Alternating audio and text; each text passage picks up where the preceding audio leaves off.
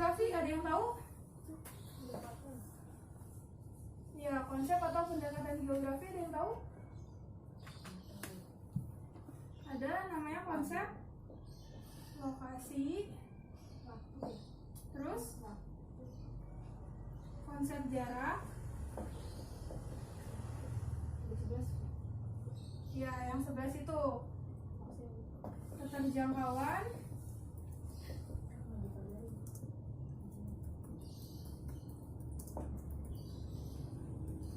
pola, morfologi, aglomerasi,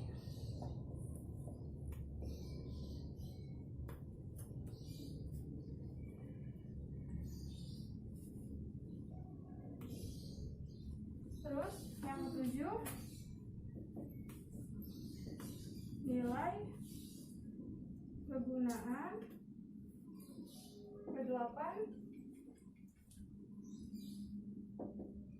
interaksi dan interdependensi. Yang kesembilan diferensiasi.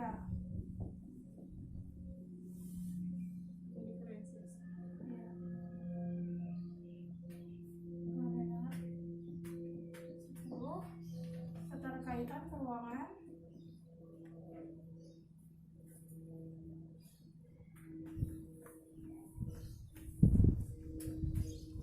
dan yang ke-11 apa yang ke-11?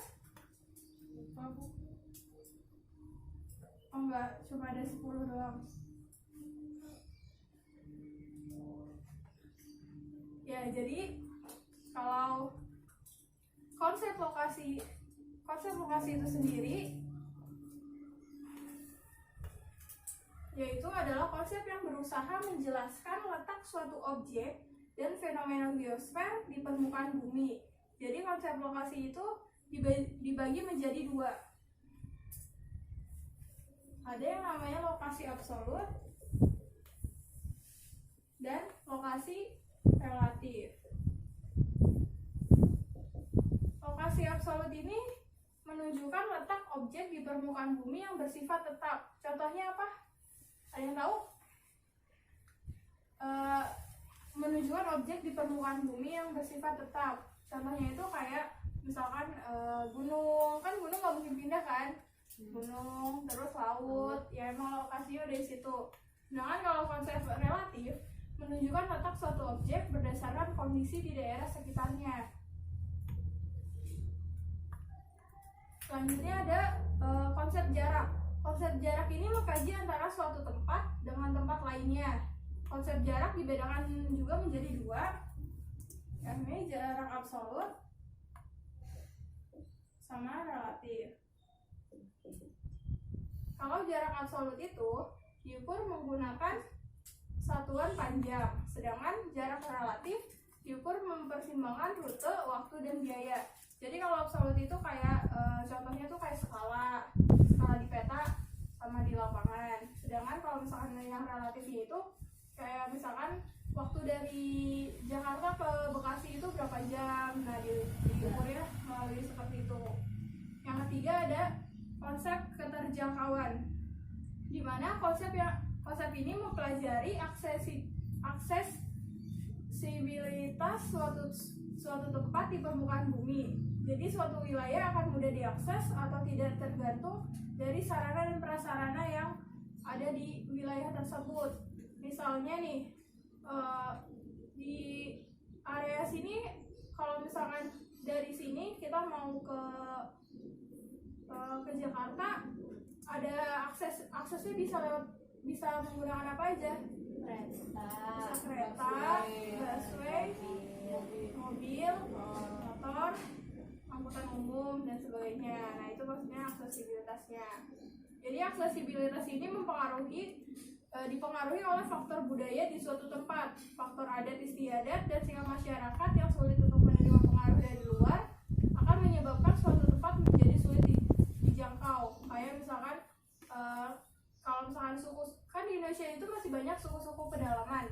Nah biasanya tuh dari merekanya sendiri itu nggak mau ada pembangunan di arah ke tempat tinggal mereka. Nah itu yang membuat sulitnya tergantung sama adat istiadatnya juga. Yang keempat ada konsep pola. Jadi konsep pola ini mempelajari susunan bentuk atau persebaran fenomena geosfer di muka bumi, baik bersifat alami maupun sosial budaya.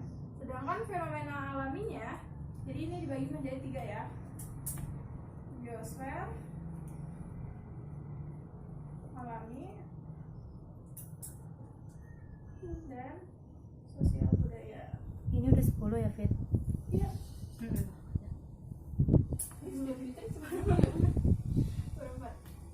Iya, jadi kalau yang alami itu misalnya kayak aliran sungai, persebaran jenis vegetasi, terus jenis tanah dan curah hujan. Sedangkan kalau sosial budayanya itu seperti mata pencarian, jenis rumah, permukiman, persebaran penduduk, pendapatan, tempat tinggal dan sebagainya. Karena wilayah yang satu sama wilayah yang lain pasti berbeda kan. Nah selanjutnya ada konsep morfologi. Konsep morfologi adalah konsep yang mempelajari relief atau bentuk permukaan bumi yang berbeda-beda, sehingga pemanfaatannya pun berbeda. Bentuk permukaan bumi berhubungan erat dengan kegiatan manusia dalam hidupnya. Jadi kayak kalau morfologi itu kayak daerah dataran tinggi sama daerah dataran rendah itu pasti beda. Terus pulau-pulau yang ada di daerah pegunungan seperti itu. Terus yang keenam ada konsep aglomerasi. Aglomerasi adalah konsep yang mempelajari pemusatan atau pengelompokan suatu fenomena di permukaan bumi. Aglomerasi merupakan kecenderungan yang bersifat mengelompok pada suatu wilayah yang paling menguntungkan. Jadi kayak misalkan aglomerasi itu kayak di pusat pemerintahan itu kan kalau di Indonesia adanya di Jakarta karena Jakarta itu sebagai ibu kotanya. Sedangkan pusat perdagangan atau budidaya perikanan, pertanian itu bisa di daerah-daerah di sekitarnya. Nah, itu yang namanya konsep aglomerasi. Sedangkan kalau konsep nilai kegunaan adalah yang mempelajari nilai dari kegunaan suatu dari daerah tersebut. Kayak misalkan contohnya tempat wisata yang paling terkenal di Indonesia di mana? Bali, Lombok, Nusa Tenggara. Nah, kayak itu termasuk konsep nilai kegunaan. Sedangkan yang ke-8, interaksi dan interdependensi, yaitu hubungan antara suatu wilayah dengan wilayah lainnya dan saling ketergantungan antar wilayah. Kayak misalkan dari kota ke desa pasti saling ketergantungan kan, saling membutuhkan. Nah, yang ke-9, konsep diferensiasi area, di mana konsep ini mempelajari ciri-ciri khas suatu daerah yang tidak dimiliki oleh daerah lainnya. Contohnya itu daerah pegunungan merupakan daerah pertanian menghasilkan sayuran, buah-buahan dan sebagainya. Sedangkan di daerah pantai merupakan daerah budidaya. Yang terakhir ada keterkaitan keruangan, di mana konsep ini mempelajari hubungan antara persebaran gejala geografi di suatu tempat dengan gejala lainnya. Suatu gejala di permukaan bumi akan saling berkaitan antara satu dengan yang lain. Misalnya kejadian banjir bandang di hilir sungai berkaitan dengan curah hujan tinggi dan pengundulan hutan di daerah hulu.